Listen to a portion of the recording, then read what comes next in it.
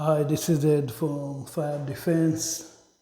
I want to show you today how to install a stock on the tube, on a carbine tube, collapsible stock. You move up and down on the tube.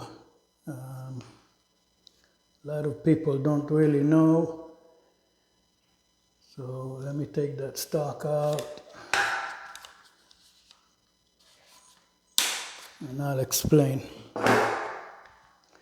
The tube made with 6 holes inside that rail, and inside the stock you have a pin that would go. The pin is on a spring, and every time you press on the lever on the stock, you basically take the pin out of one of the holes and it slides inside the rail and it would lock on whatever hole you want to lock it. So to put the stock on,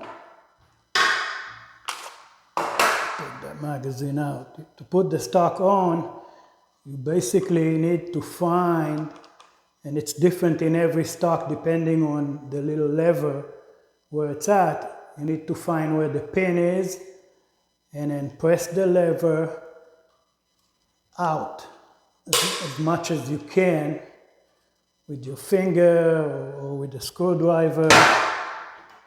You press it out, you put it on the stock and press it out enough to pull the pin out, just to go over the rail wall. Once it's in, the stock is installed. It won't come out even if you press on that button. You just have to push it a lot more to get it out. And then you have